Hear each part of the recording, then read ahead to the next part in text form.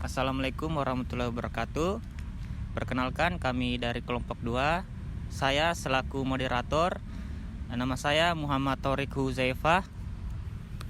Dan saya Rusdin Kahar. Nama saya Laudi Muhammad Ismail Mane. Nama saya Nurul Hidayah. Nama saya Ayu Lestari. Perkenalkan, nama saya Sifa Salimara Air Bahmid. Nama saya Sarah Syakir. Perkenalkan, nama saya Muriza Kania Urnita. Dan perkenalkan, nama saya Maria Belfran Kelistia. Baik, itulah tadi nama-nama dari kelompok 2.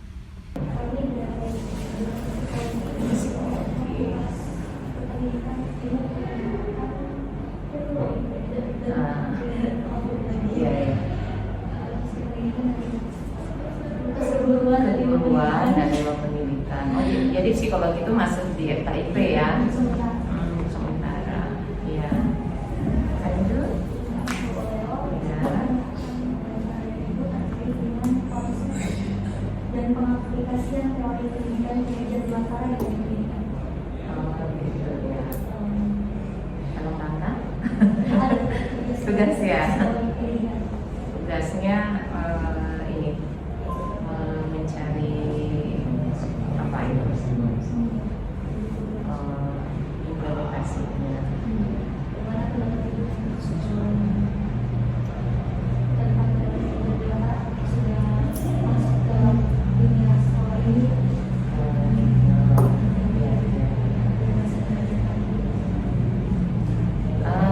Tapi sebelumnya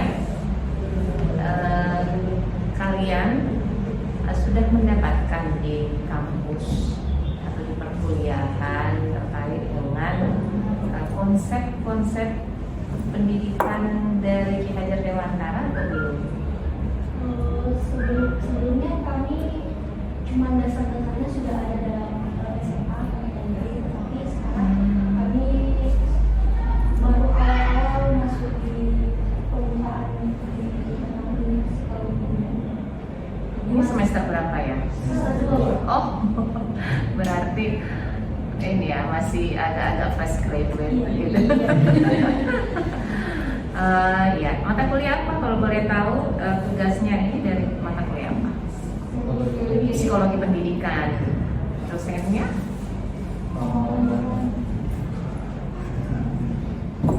Ya, jadi nggak ada panduan wawancaranya ya, nggak ada ya. Oh gitu, boleh silakan. Santai saja ya. Jadi sebentar, misalnya kan mungkin bisa ganti-gantian ya. Jadi kalau ini terus ada yang ini kan, kalau ada yang mau konfirmasi atau mau diperjelas atau mungkin ada yang berbeda pandangan, ya boleh sini kita ngobrol, diskusi sebagaimana layaknya seorang mahasiswa. Ya, silahkan. Oh, ngomong-ngomong sudah kenal saya. Ini namanya siapa, kenalan dulu lah supaya ini. Jadi kami ada 9 orang. Nama saya Maria Belfran Kelistia. Ini Ayu Lestari. Dan di sebelah sana Sifa ada sama Huzaifah. Dan ini Sifa dan ini Nurul Hidayah. Dan ini Semua ya. Alumni sini ya? Iya. sebelah sana Mohon maaf saya agak rabun-rabun jauh. Namanya? Muriza Kania. Iya. Kalau Master mungkin agak ini ya, wajah dengan ini apa? Oh, ini 2 orang alumni sini berarti. Yang ujung? Saya di sini guru PAI, Pendidikan Agama Islam, jadi guru agama. Namanya Siti Suraida. Jadi kalau untuk di sini kurang lebih masuk 16 tahun ya. Pas penempatan sudah langsung di sini. Jadi penempatan untuk PNS waktu itu sudah langsung ditempatkan di SMA 4 ya, mengampu mata pelajaran pendidikan agama Islam. Ya. cukup mungkin. Jadi kalau ini panggilnya paling Ibu Suraida, Ibu Ida, kalau di luar Ibu Ida, kalau di sekolah biasanya Ibu Suraida gitu. Ya. Terima kasih seperti itu. Silahkan lanjut. Oke, baik Bu, terima kasih. Kita mulai dari yang pertama ya Bu. Ya. Menurut Ibu, apakah teori pendidikan milik Ki Hajar Dewantara sudah terrealisasikan di kurikulum yang ada di sekolah ini? Kalau secara umum ya, kurikulum yang ada saat ini kan kurikulum 2013 yang penekanannya kepada kompetensi ya. Nah, jadi kalau secara umum ya pada dasarnya pembelajaran itu kan bagaimana melakukan proses belajar, kemudian sesuai dengan kurikulum, kemudian untuk mendapatkan hasil sebagaimana yang menjadi standar kelulusan yang ada di dalam kurikulum ya. Kalau kemudian apakah filosofi pendidikan menurut Ki Hajar Dewantara itu sudah diimplementasikan? Nah, memang baru beberapa tahun ini gitu ya, terutama dengan program Merdeka Belajar ya, yang semua serba-serba merdeka itu baru kemudian itu dimunculkan kembali gitu. Nah, kalau secara umum yang seperti saya katakan tadi kan logo pendidikan kan, Dinas Pendidikan itu kan yang Tuturi Handayani. Nah, itu kan apalah ya namanya itu yang Ingarso Sutulodo Imadya Mangunkarso Tuturi Handayani. Nah, itu kan slogan yang itu dimunculkan oleh Ki Hajar Dewantara, sehingga kemudian beliau menjadi bapak pendidikan di Indonesia.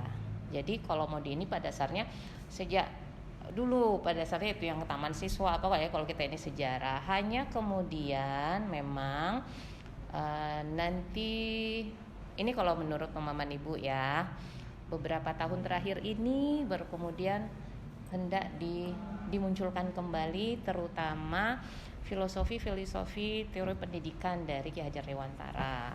Yang ada salah satunya itu kan yang Among ya. Jadi Among itu Pamong. Nah, yang itu kemudian terpakai sampai sekarang, ada guru Pamong. Jadi guru pada dasarnya dia itu adalah Among.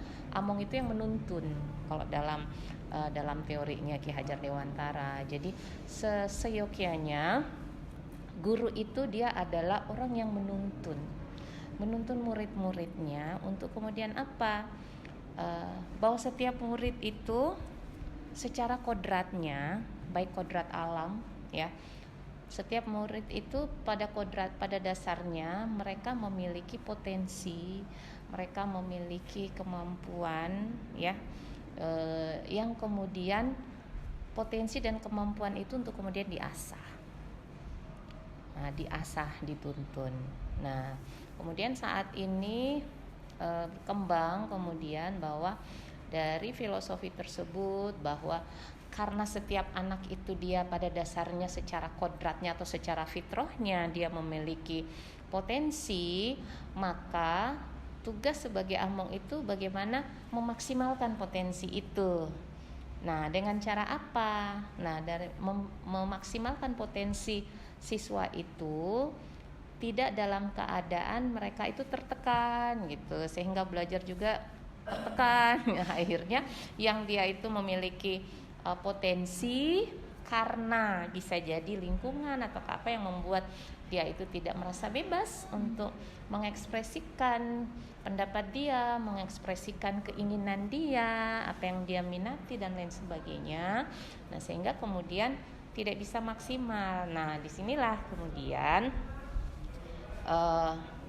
bahwa konsep bahwa setiap murid itu pada kodratnya memiliki kemampuan, potensi, sehingga kemudian Pamong itu guru itu dia menuntun bagaimana kemudian memberikan keluasan ya, memberikan kebebasan dalam tanda kutip ya. Kebebasan itu bukan berarti bebas sebebas-bebasnya ya, tetapi maksudnya kebebasan di situ yang anak itu dia terlepas dari tekanan. Nah, konsep itulah yang kemudian dibawa di dalam pendidikan. Jadi kalau misalnya ditanyakan sekarang bagaimana implementasinya saat ini teori-teori, ya jujur memang secara umum masih banyak hal yang kemudian belum terimplementasikan. Ya kadang dalam pembelajaran itu menganggap siswa semuanya sama, padahal secara ininya kan setiap siswa itu berbeda-beda ya, dia punya minat berbeda, karakteristiknya berbeda, tipe-tipenya berbeda. Nah sehingga dalam teori belajar Ki Hajar itu kemudian dikembangkan, maka bagaimana memandang bahwa setiap siswa itu memiliki potensi yang berbeda, sehingga pembelajarannya pun juga pembelajaran yang berbeda, yang berpusat kepada siswa, memenuhi kebutuhan mereka. Maka kalau sekarang mungkin kalian ada dengar namanya pembelajaran berdiferensiasi. Nah, jadi pembelajaran yang berpusat kepada siswa. Jadi siswa yang lebih banyak untuk kemudian diminta, ya, diberi ruang. Gimana? Apa yang mereka rasakan? Apa yang mereka inginkan? Apa yang mereka belajar yang seperti apa yang mereka inginkan. Jadi tidak hanya sekedar ikut gitu. Apalagi kan biasanya kita nganggap kalau belajar itu tenang, diam, duduk, patuh, itu belajar yang berhasil. Iya, sementara ya itu tadi jangan sampai kemudian siswa merasa dia terkekang gitu, sehingga apa yang dia ingin sampaikan atau ini kemudian tidak ada ruang. Nah maka harapannya memang ke depan ini pembelajaran itu lebih pada pembelajaran yang berdiferensiasi, yaitu pembelajaran yang mengakui adanya perbedaan setiap individu, sehingga mereka punya untuk memilih saya mau belajar seperti apa gitu. Jadi arahnya nanti ke sana. Nah saat ini semua lagi berproses, makanya ada yang namanya guru penggerak, program guru penggerak. Itu diharapkan kemudian memang filosofi Ki Hajar Dewantara ini kemudian betul-betul bisa dipahami. Jadi ada beberapa ya. Yang pertama bahwa manusia, yaitu siswa pada dasarnya dia adalah manusia yang secara kodratnya dia memiliki potensi. Kemudian yang kedua bahwa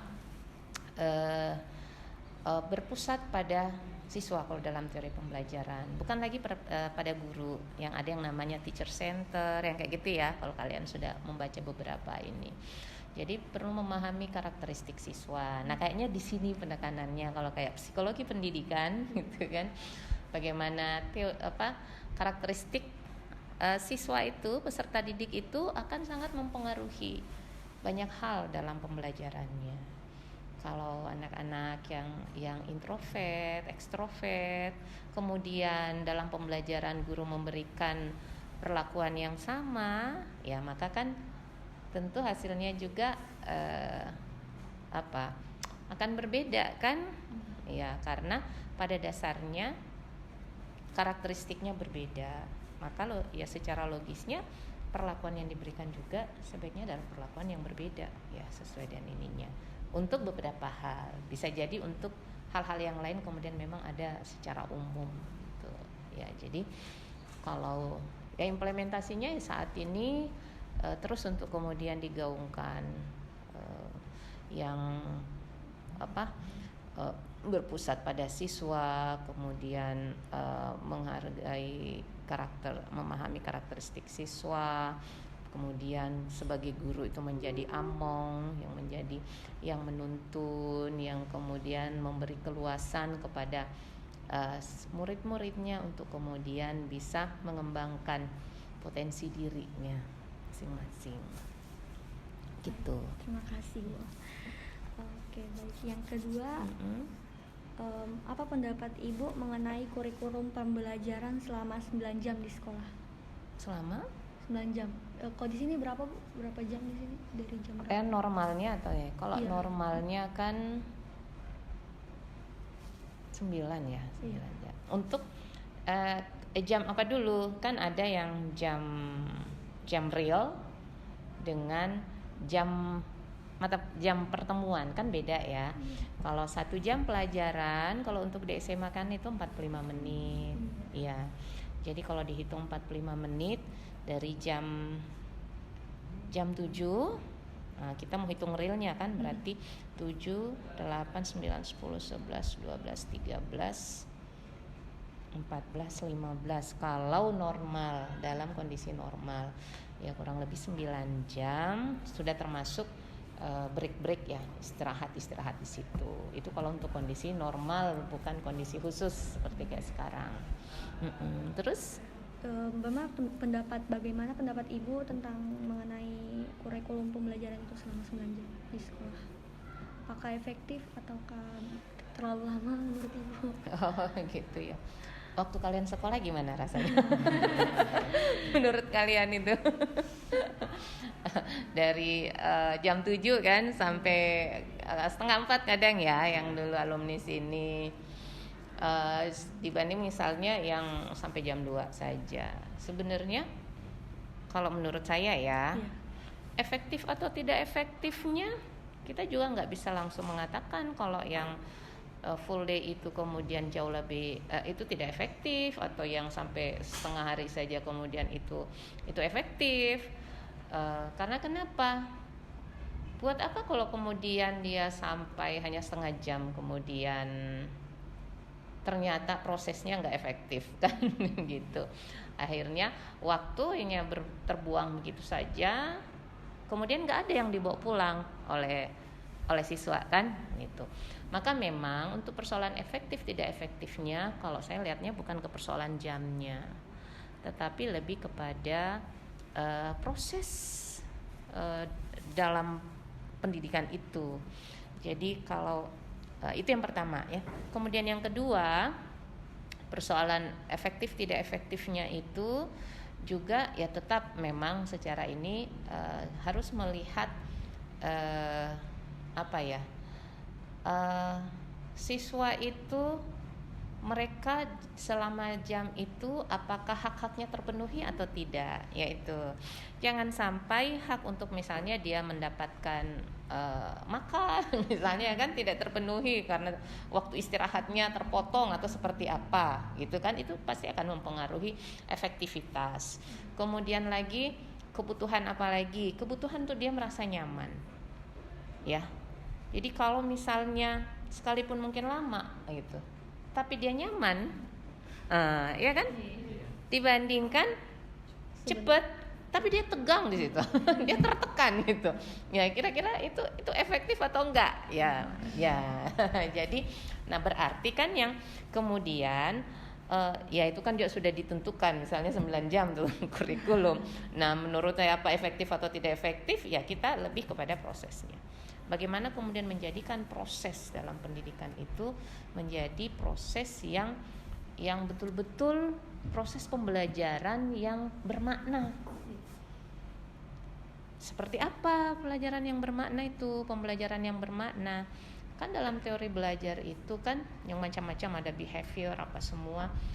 Belajar itu kan pada dasarnya proses bagaimana dari yang semula dia tidak tahu menjadi tahu, yang kemudian itu bisa menjadi bekal dia dalam menghadapi kehidupan ini, ya kan? Jadi belajar matematika bukan hanya sekedar menghafal rumus apa semua, tapi bagaimana kemudian itu bisa bermanfaat bagi kehidupan dia gitu. Apalagi yang mata pelajaran lain ya, kalau ibu lebih-lebih kan pendidikan agama gitu. Jadi bermakna itu ketika ilmu itu memang bermanfaat bagi kehidupan dia, bukan untuk dirinya pribadi tapi untuk semua gitu, untuk masyarakat dan lain sebagainya ya. Jadi kembali kalau seberapa efektifnya ya 9 jam mau berapa jam, ya berarti bagaimana dengan 9 jam ini prosesnya betul-betul kita lakukan efektif. Dari sisi apa? Efektif itu yaitu ketika pembelajarannya itu tercapai tujuan pembelajaran apa itu ya, pembelajaran yang bermakna. Itu kalau menurut menurut saya. Baik, terima kasih Bu. Oke, Iya. lanjut yang pertanyaan ketiga. Mm-mm. Apa pendapat? Ada berapa pertanyaan? eh, Ya. Menurut Ibu apa kekurangan dan kelebihan pendidikan di zaman sekarang? Kekurangan dan kelebihan. Kekurangan itu bukan membuat kita menjadi pesimis, tetapi kekurangan itu justru memotivasi kita untuk melakukan perubahan. Artinya itu dulu yang Ibu mau ini kan. Kelebihan itu jangan membuat kita merasa terlena, ya, merasa bangga sehingga terlena, tapi kelebihan itu jadikan kemudian untuk ditingkatkan. Nah, jadi apa kelemahan misalnya kurikulum saat ini gitu ya? Setiap kurikulum kalau Ibu lihat pada dasarnya ada kelebihan dan kelemahannya, gitu ya. Kalaupun kemudian ada wacana untuk ada lagi perubahan kurikulum, tapi kemudian dikatakan itu bukan perubahan kurikulum yang ke prototipe itu atau kurikulum merdeka, tapi itu lebih kepada penguatan dari kurikulum 2013 ya. Jadi setiap perubahan-perubahan itu memang pada dasarnya akan ada konsekuensi-konsekuensi ya. Kalau saat ini terlepas itu kurikulum yang dipakai atau tidak, tapi kalau kita melihat secara keseluruhan bahwa bagaimana dengan pendidikan kita saat ini, apa kelebihan, apa kekurangannya. Kalau kekurangannya ya secara umum kita melihat bahwa output pendidikan kita saat ini berdasarkan ya, kita pakai ukuran apa? Ya ukurannya PISA misalnya kan, bahwa ternyata Indonesia itu masih sangat jauh tertinggal. Dia berada di posisi 70-an. Karena apa? Salah satunya kemampuan literasi dan numerasinya yang masih sangat rendah dibandingkan negara-negara lain. Jadi kalau itu yang kita pakaikan patokan ya berarti pendidikan kita ini memang masih sangat kurang gitu, ya. Nah, kemudian kelebihannya, kalau saya melihat kelebihannya gini, pada dasarnya rakyat Indonesia itu gitu, anak-anak Indonesia ini pada dasarnya adalah anak-anak yang santun. Pada dasarnya adalah anak-anak yang baik, anak-anak yang santun. Ya, coba kalau misalnya kalian mau dibandingkan, ya gitu. Sekalipun saat ini pengaruh modernisasi, globalisasi, informasi gitu kan, yang akhirnya ini orang Indonesia, ini orang Kendari atau orang Korea kan kayak gitu. Saking mau dibilang kayak Korea kayak begitu tuh, modelnya apanya, kesukaannya apa semua gitu. Nah itu kita nggak bisa menutup mata memang bahwa fakta. Nah inilah yang kemudian kita ya dilihat. Kalau sisi baik, kalau hal yang positif maka silahkan gitu. Tapi kalau hal negatif maka yang pasti itu kita harus jaga. Nah makanya memang kembali memang ke konsep pendidikan gitu. Maka pendidikan ini memang akan memberikan jadi penanaman karakter. Yang karakter itu bagaimana sih kita budayanya orang budaya timur gitu, orang yang religius kan gitu. Bukan orang yang serba bebas gitu kan, yang kayak di luar-luar yang memang ya nilai-nilainya ya nilai bebas, kebebasan gitu. Jadi kita ini yang masih ya yang, dan itu nilai-nilai karakter itu yang harus tetap dipertahankan. Ya karakter yang santun, yang berakhlak, yang religius, nah itu yang harus dipertahankan. Nah inilah proses pendidikan. Nah kalian nanti calon-calon guru insya Allah, apalagi 5 tahun ke depan, 10 tahun ke depan, kira-kira kalian akan menghadapi murid-murid itu yang kayak gimana kan? Ya kan? Yang sekarang saja kalian sudah bisa lihat, perasaan saya dulu waktu sekolah tidak begitu gayaku, ya kan? Nah terbayang 5-10 tahun. Nah makanya ya harus saat ini ya kalian sebagai calon-calon psikolog ya, bukan calon guru ya, ya memang butuh kerja keras. Ya, harus ada prinsip. Ya, kalau nggak ada prinsip, nggak akan kuat. Sekalipun mungkin orang akan menganggap wah prinsip kita itu kuno gitu. Nggak gaul, nggak up to date gitu. Ya, tapi kalau kita yakini bahwa prinsip ini adalah prinsip yang benar, kemudian kita jalani semua sesuai dengan prinsip itu, nah itu akan kuat insya Allah. Ya.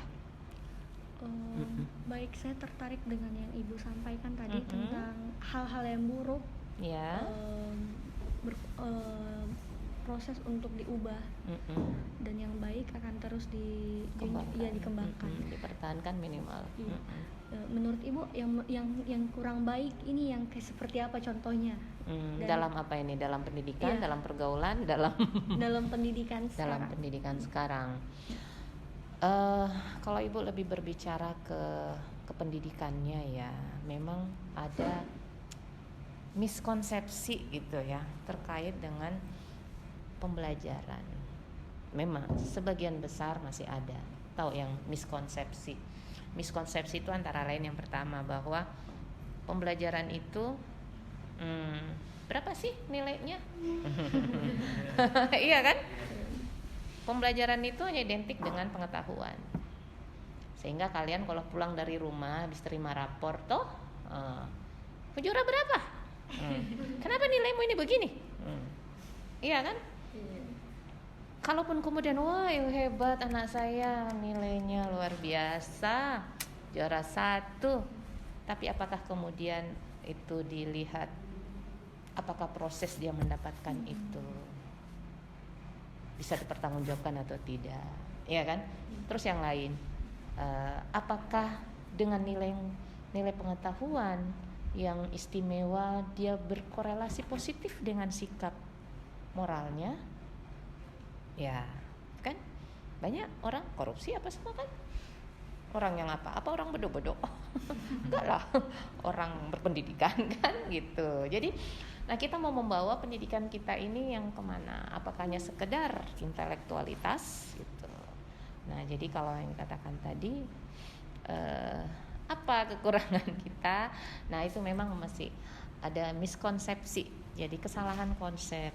Ya, jadi kalau pembelajaran itu pembelajaran yang bermakna, ya lebih kecil lagi. Kalau kemudian anggap bahwa guru satu-satunya nih sumber.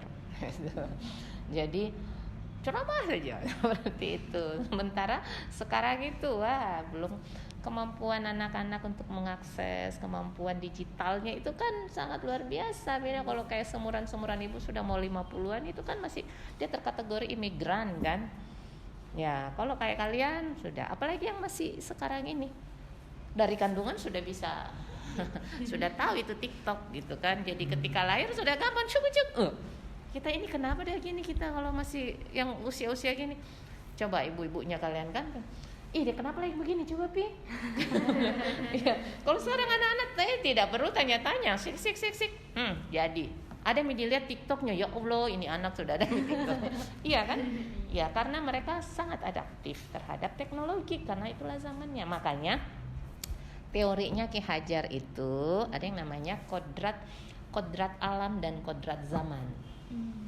Ya, jadi bagaimana kemudian memadukan ini kodrat alam yang tadi bahwa masing-masing anak punya potensi untuk dinikan dengan kodrat zamannya, bahwa zaman sekarang ini dengan teknologi apa semua, jadi bagaimana kemampuan teknologi dengan nilai-nilai luhurnya gitu itu bersama gitu, sehingga tidak menjadi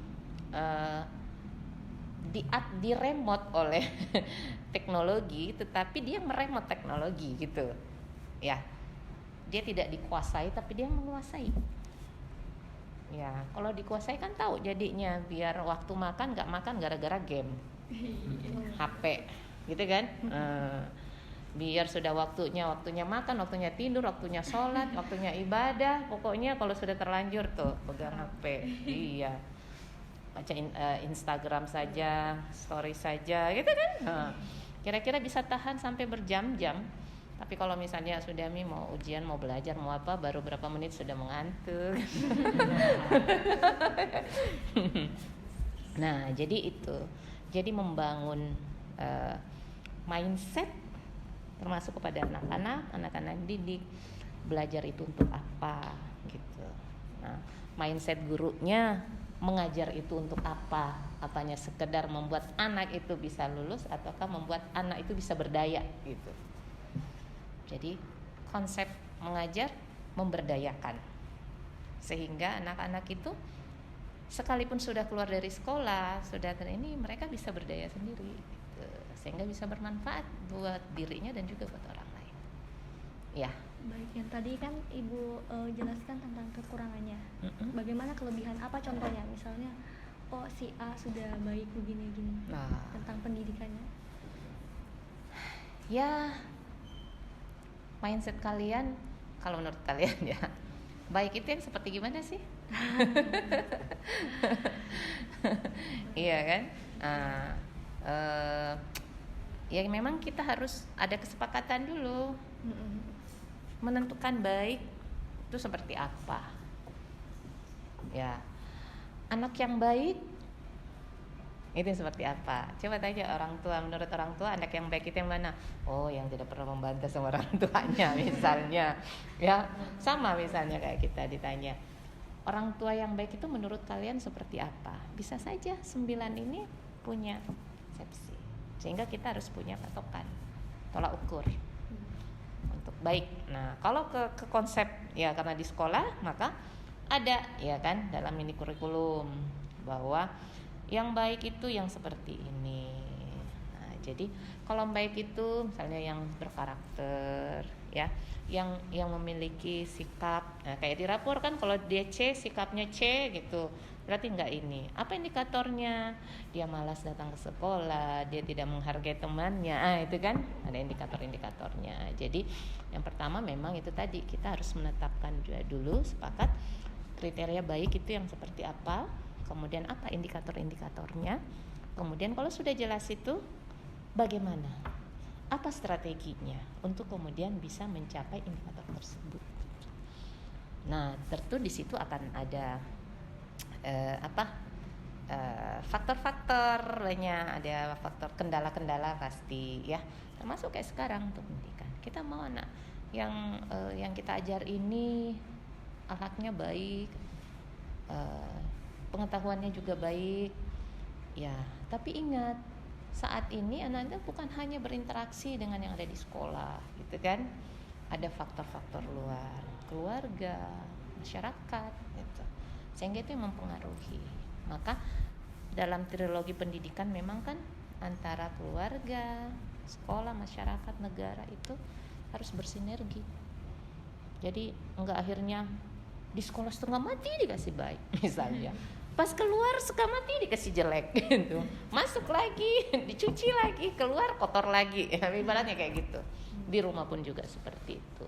Tapi kalau misalnya semua kondisi elemen-elemen ini sama dalam melihat yang baik itu, sama dalam kemudian strateginya sesuai dengan wilayah masing-masing, bersinergi ya udah pasti kan.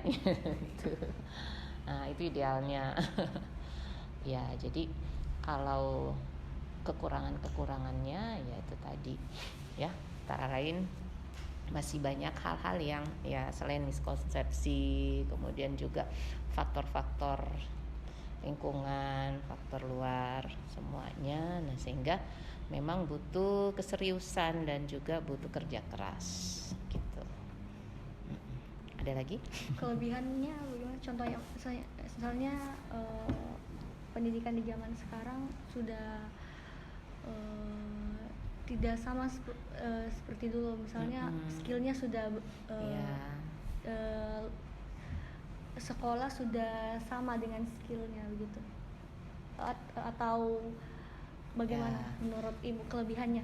Ya, kalau secara ini ya kelebihannya antara lain dari sarana prasarana ya, tapi itu pun juga kan belum merata. Jadi kita juga nggak bisa kemudian menyamakan. Kalau untuk di tempat saya ya saya mengatakan ya dari sisi sarana prasarana itu menjadi kelebihan. Kemudian juga kualifikasi misalnya dari jumlah tenaga pengajarnya yang rasionya sudah sesuai dengan untuk siswanya, kemudian inputnya, jadi yang direkrut kan juga misalnya yang berprestasi kemudian proses di dalamnya, jadi itu. Tapi kalau secara umum kelebihan yaitu tadi bahwa sebenarnya nilai-nilai luhur pada dasarnya anak-anak Indonesia yang memiliki nilai-nilai luhur itu tadi. Jadi tugasnya kita bagaimana menjaga itu supaya tidak terkontaminasi dengan nilai-nilai negatif yang ada dari luar. Nah itu kelebihan, apalagi dari sisi demografi kan. Nah, usia itu kita harus lihat sebagai potensi ya, kelebihan. Bayangkan kalau berhasil dijadikan nih orang-orang yang berdaya semua, gitu kan, pasti orang-orang di luar yang ini pasti mereka jadi segan kan, nggak kemudian dipermainkan sekarang gitu, dipermainkan karena kualifikasi yang rendah gitu. Nah inilah proses inilah yang kita harapkan. Nah jadi ya kurang lebih kelebihannya seperti itu. Baik, terima kasih Bu. Pertanyaan terakhir Bu. Ya. Apa pendapat Ibu tentang pembelajaran daring? Daring ini juga saya lagi daring ya. Kebetulan. Ya, jadi ya ada positifnya dan negatifnya lah. Luring juga kan seperti itu. Iya. Jadi kalau daring ya terutama dalam kondisi khusus seperti selama 2 tahun ini, maka daring itu menjadi sangat bermanfaat. Iya kan? Nah, terlepas itu sambil begini, saya dengar nggak ini? Nggak, karena saya sambil dengar kalian. Jadi ya kualitasnya ya dia bisa jadi baik atau tidak. Jadi kalau untuk pembelajaran daring, karena saat ini kita nggak bisa lepas dari tuntutan kemajuan teknologi, termasuk dalam pembelajaran. Maka guru pun juga harus beradaptasi dengan kondisi itu. Jangan hanya berada dalam zona nyaman saja, gitu ya. Jadi kalau sekarang, tapi memang agak susah membuat orang itu untuk bergerak, itu memang nggak mudah. Gitu. Ayo ikutin, aduh, mau capek-capek lagi kayak gitu misalnya. Ya, jadi ya positifnya lebih fleksibel ya. Mobilenya juga, kemudian kalau dari sisi dalam kondisi pandemi ya tentu itu lebih bisa menjaga ya keamanan kesehatan. Nah itu kelebihannya lah, sifatnya lebih efisien gitu. Jadi biar yang ada di mana ini ada di mana, harusnya ruangannya banyak, biaya lebih besar menjadi bisa lebih irit gitu kan. Kita nggak usah terbang-terbang padahal aduh kita juga mau pergi tuh di sana di Jakarta malah di rumah gitu. Nah kekurangannya apa ya itu tadi? Iya. Kekurangannya mensikapi bijak terhadap teknologi itu ya itu saja. Kadang siswa hanya tahu pasang mukanya terus mungkin pergi tidur atau pergi kemana padahal itu lagi jam belajar. Jadi kesadaran ini yang masih kurang, bahwa namanya kita itu proses belajar mau dalam kondisi daring atau luring kan gitu. Nah ini memang yang terlihat sekali dan persentasenya itu sangat kurang kalau mau dikatakan yang sudah memiliki kesadaran bijak dalam berdigital gitu. Ya toh kalian habis kuliah daring toh masih daring daring gitu. Oke. Ya, terima kasih. Itu sudah cukup dan terima kasih sudah berikan saran-saran, semoga kami bisa. Ya, sama-sama. Saya juga terima kasih kunjungannya. Jadi Assalamualaikum warahmatullahi wabarakatuh. Perkenalkan, nama saya Murza Kania Arnita dengan NIM A1R121035. Setelah mendengar penjelasan dari narasumber kami di SMA 4 Kendari, saya dapat berkomentar bahwa saat ini, walaupun sudah memasuki era digital, di mana semua anak-anak mulai memainkan gadget dan mengikuti perkembangan zaman, anak-anak itu mulai mengikuti budaya-budaya barat. Tetapi, Saya dapat setuju dengan pendapat Ibu bahwa salah satu kelebihan yang saat ini belum terlepas dan harus terus dilestarikan adalah sikap dari anak Indonesia yang santun. Terima kasih. Baik, perkenalkan nama saya Maria Belvan Kristia dengan NIM A1R12109. Di sini saya akan menyimpulkan bahwa kekurangan dari pembelajaran daring adalah kurangnya perhatian individual siswa terhadap proses belajar mengajar pada kelas daring karena ada beberapa faktor yang membuat siswa kurang memperhatikan atau mencerna dalam proses belajar mengajar itu. Misalnya, karena tidak ada yang mengawasi siswa dalam proses belajar mengajar, akibatnya siswa merasa bermalas-malasan dan bodoh amat. Lalu ketika ujian, mereka tidak tahu jawabannya dan cenderung memakai contekan dari Google. Sehingga dampaknya siswa kurang memahami materi selama ia belajar dan tidak ada skill yang ia dapatkan. Jadi tidak sinkron antara nilai yang ia dapatkan di sekolah dengan pengetahuan pribadinya sendiri. Kemudian ada juga beberapa kelebihan dari proses belajar daring ini.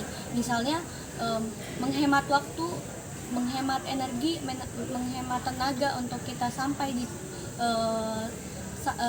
sarana sekolahnya ataupun proses kita ke sekolah itu. Terima kasih. Assalamualaikum warahmatullahi wabarakatuh. Perkenalkan, saya Rusdin Kahar, biasa panggil Rusdi. Baiklah, supaya tidak berlama-lama, saya ingin mengomentari hasil wawancara yang saya dengar tadi, bahwa Ibu Sureda menjelaskan bahwa pembelajaran 9 jam itu sangat efisien. Saya sangat setuju dengan pendapat tersebut, karena murid juga harus punya banyak waktu ketika selesai melakukan pembelajaran, yaitu istirahat. Karena pembelajaran dalam waktu 9 jam itu sangat melelahkan dan membosankan. Dan pembelajaran 9 jam itu sudah tepat dimetodekan di kurikulum 2013 atau sekarang. Sekian. Assalamualaikum warahmatullahi wabarakatuh. Saya Nurul Hidayah dengan NIM A1R1211040 akan memberi komentar terhadap teori maupun hasil wawancara kami.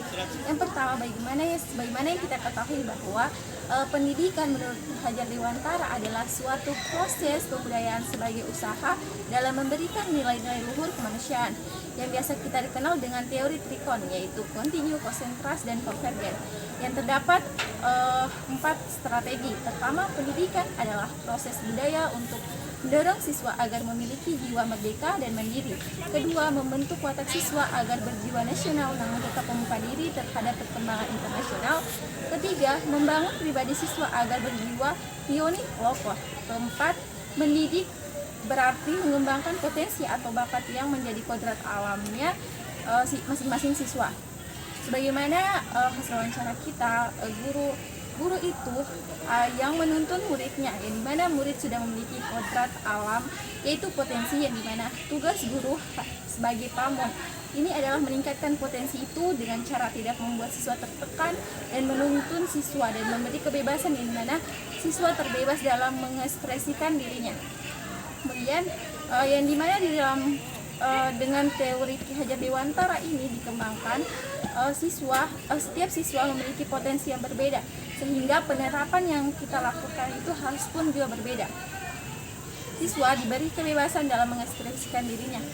Sebagaimana yang kita ketahui bahwa dalam psikologi, jika orang yang tertekan atau merasa dikekang, maka ia akan sulit untuk mengembangkan potensi dalam dirinya.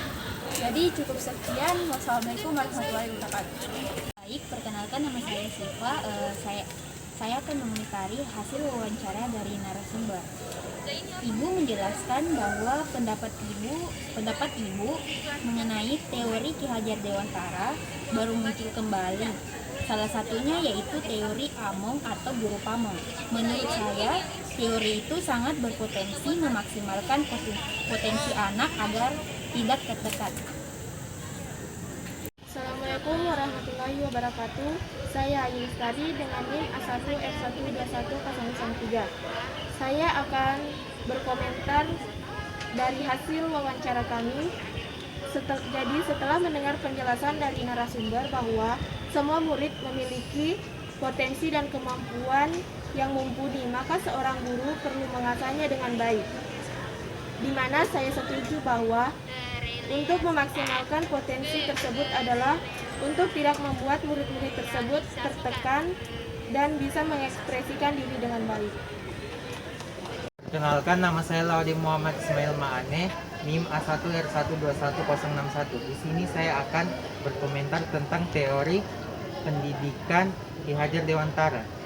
Saya dapat berkomentar mengenai ucapan Ibu bahwa kurikulum pembelajaran yang sempat ditetapkan di Indonesia memang tidak sempurna dan memiliki banyak celah. Dan bahwasannya Indonesia adalah negara yang kurang literasi dan pembelajaran. Sehingga murid sebagai masa depan bangsa harus terus dibimbing dengan baik. Sehingga semua potensi anak-anak Indonesia dapat terwujud dengan baik. Sekian, terima kasih. Perkenalkan, nama saya Sarah Syakir. Saya akan memberikan pendapat saya mengenai tugas ini. Saya setuju dengan pendapat Ki Hajar Dewantara mengenai pendidikan tidak boleh dipaksakan, karena pendidikan merupakan hasil perjuangan manusia terhadap dua pengaruh kuat, yaitu zaman dan alam, sama seperti yang dikatakan oleh narasumber kami. Pendidikan juga merupakan proses penting bagi seseorang, di mana pada saat proses pembelajaran seseorang harus mengetahui model atau cara pembelajaran yang cocok dengan dirinya sendiri. Kebebasan bagi peserta didik juga sangat penting karena untuk bertumbuh dan berkembang menurut kodratnya secara lahiriah dan batiniah. Itulah tadi. Nama saya Huzaifa. Pendapat saya mengenai kurikulum 2013 adalah kurikulum 2013 itu mempunyai dampak positif dan negatif. Untuk negatifnya, kurikulum 2013 menjadikan siswa jauh akan kewajibannya di rumah dan juga tidak punya waktu untuk di rumah karena jam yang digunakan sangat padat serta tugas yang menjadikan siswa tidak ada waktu untuk berleha atau duduk sejenak beristirahat. Dampak positifnya, kurikulum 2013 menjadikan siswa aktif, kreatif, serta tanggap dan peka terhadap perintah guru maupun tugas yang dikerjakannya. Dengan banyaknya tugas, menjadikan siswa jadi tidak punya waktu lagi untuk bermain game dan hal-hal yang tidak bermanfaat lainnya. Juga adanya kurikulum 2013 menjadikan siswa mandiri untuk melakukan berbagai hal-hal yang bermanfaat lainnya. Terima kasih.